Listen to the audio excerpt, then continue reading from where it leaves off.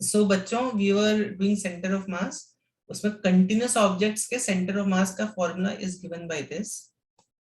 For discrete objects we have already seen it is given by this. ऐसा दिया रहता है, ठीक है.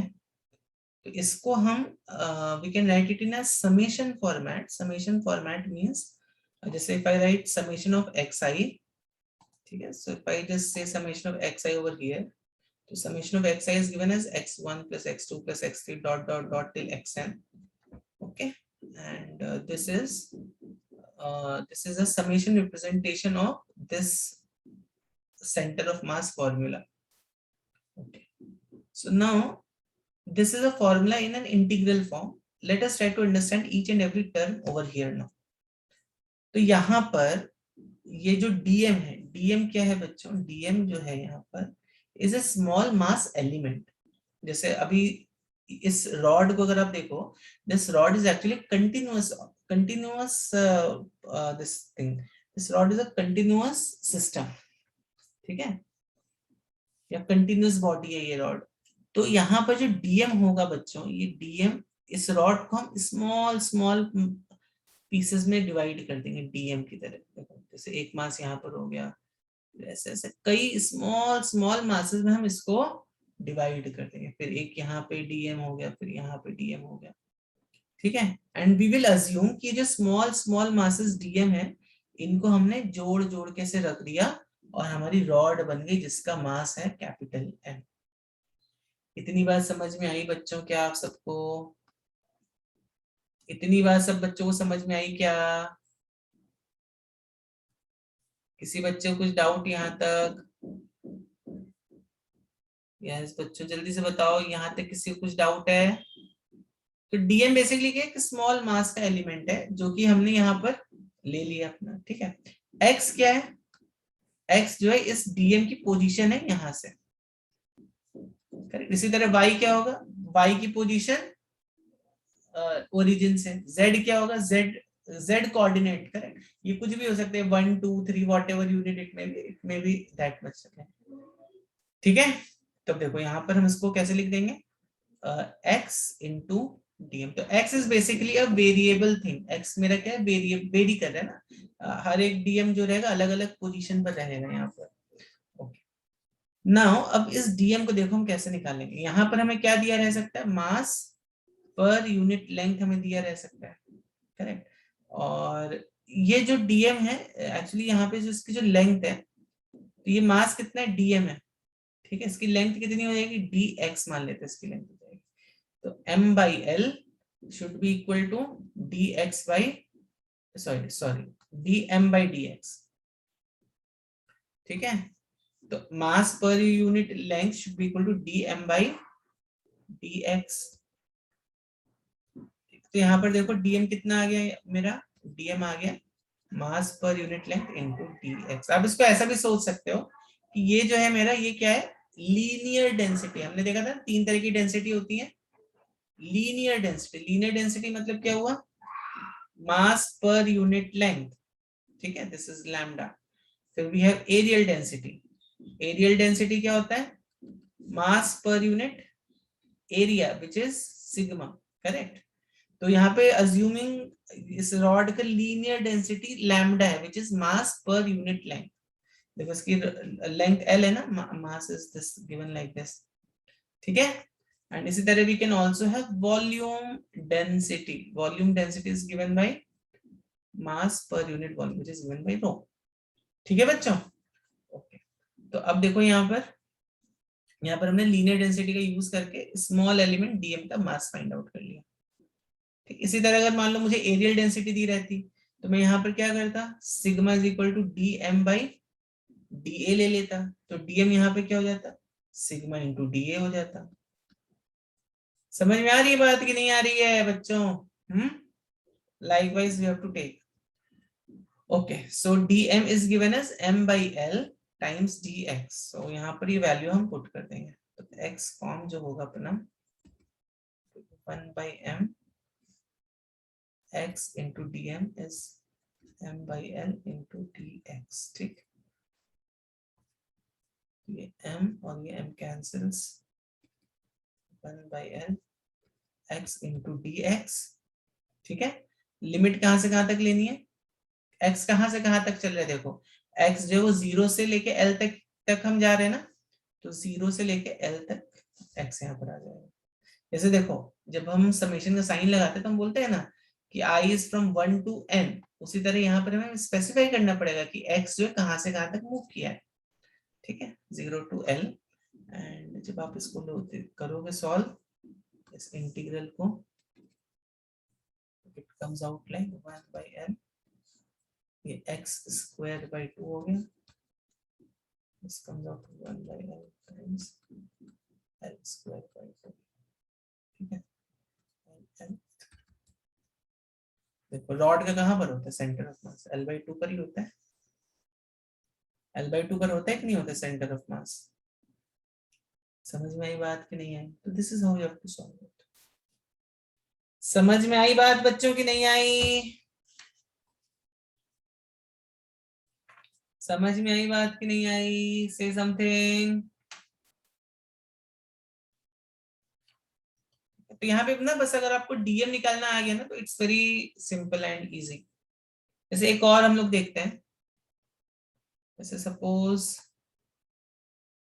suppose if we are supposed to calculate for a semicircular ring, इसका centre of मास निकाल again. अब यहाँ पे कौन सी डेंसिटी लोगे आप, क्योंकि ये वायर है, सेमी सर्कुलर वायर है ना, तो वायर है तो यहाँ पे हम लीनियर डेंसिटी अज्यूम करेंगे, लीनियर डेंसिटी लैम्डा। अब इसका मान लो लेंथ कितना है मेरा, लेंथ इसका हो गया r, इसका मास m है और इसका this total length is given as pi into r, ठीक है, करेक्ट ना। 2 पाई r इसका half mass per unit length, this is lambda, this is constant.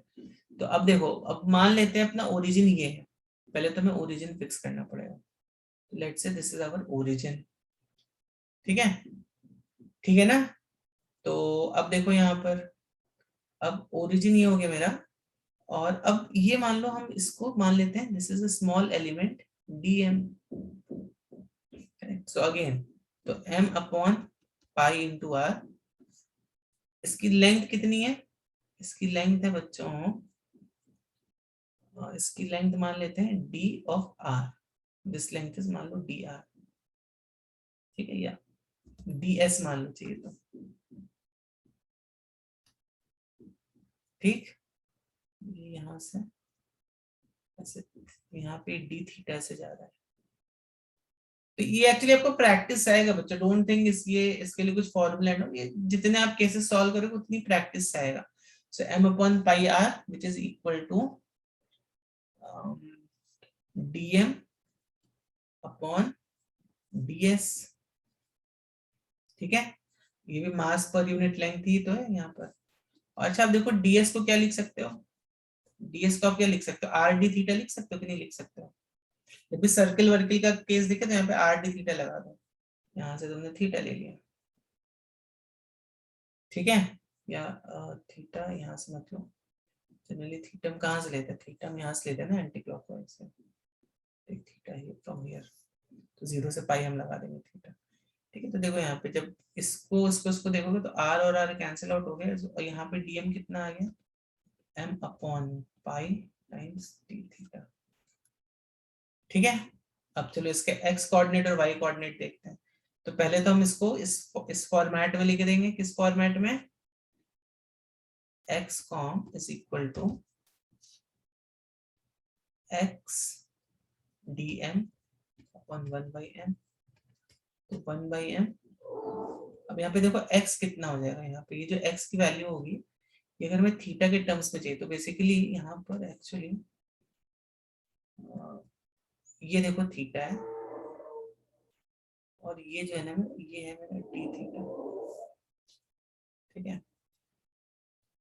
R D theta, x is okay. अब बच्चों यहाँ पर देखो ये ऑलमोस्ट ये रेडियस आर है ना, ये रेडियस आर है, ये थीटा है, तो एक्स कोऑर्डिनेट कितना हो जाएगा इसका, देखो इसका एक्स कोऑर्डिनेट होगा आर कॉस थीटा, और इसका वाई कोऑर्डिनेट कितना होगा आर साइन थीटा हो जाएगा ना, करेक्ट। तो x की जगह what we will put instead of x we will put r cos theta, ठीक है। times dm and will take limits from 0 to pi. once okay, I'm sorry, dm की जगह हम यहाँ पे पुट कर देंगे m by pi times d theta. dm की जगह पुट कर देंगे m by pi d theta, limit from 0 to pi, cos theta d theta. तो m cancels, r upon pi नीचे आ जाएगा. बस ये अपना सिंपल सा इंटीग्रेशन बन गया 0 से पाई का. ये सब तो आपने किया ही है. cos थीटा बता जल्दी से, इसका वैल्यू कितना होता है? कितना होता है इसका वैल्यू? इसको जब तुम सॉल्व करोगे ना एक्चुअली में, तो तुम देखोगे यहाँ पे इसके जो वैल्यू आ रही है वो 0 आ रही है, क्योंकि cos थीटा होता है बच्चों minus of sin theta, if I am not wrong. Yes, cos theta, या करेक्ट. ठीक है, और 0 से pi, I am sorry, it is ये प्लस ही होता है. तो साइन को जब आप डिफरेंशिएट करोगे साइन का कॉस हो जाएगा, और जब आप साइन का लेते हो तो फिर माइनस हो जाता है. ठीक है, करेक्ट. तो यहाँ पे जब तुम्हारा ये वैल्यू आएगी x com comes out to 0, तो x कोऑर्डिनेट जो है वो इसका और इस लाइन पर ही लाई करेगा. और मैंने आपको बताया भी था सेंटर ऑफ मास में कि सिमेट्रिकल लाइन के अलोंग ही उसका सेंटर ऑफ मास लाई करता है. इसी तरह अगर मैं y की वैल्यू ले लूं, यहाँ पर y की वैल्यू अगर मैं ले लूं यहाँ पे, तो y की वैल्यू कितनी हो जाएगी? आई मीन y कॉम, देखो y कॉम अभी जल्दी से निकाल लेते हैं, जस्ट 2 मिनट रुक जाओ, y कॉम निकाल लेते हैं जल्दी से अपन. कहाँ पर था formula? This was the formula, y D, correct. और देखो यहाँ पे y कोऑर्डिनेट कितना है, ये मेरा r का पोजीशन हो गया. तो what is x coordinate is r cos theta, y coordinate is r sin theta. तो y कॉम को भी हम क्या लिख लेंगे? 1 by m by dm, 1 by m, y को हम लिख लेंगे r sin थीटा. ठीक है, और dm को ऊपर हमने क्या लिखा था? m by pi d theta ना, m by pi d theta.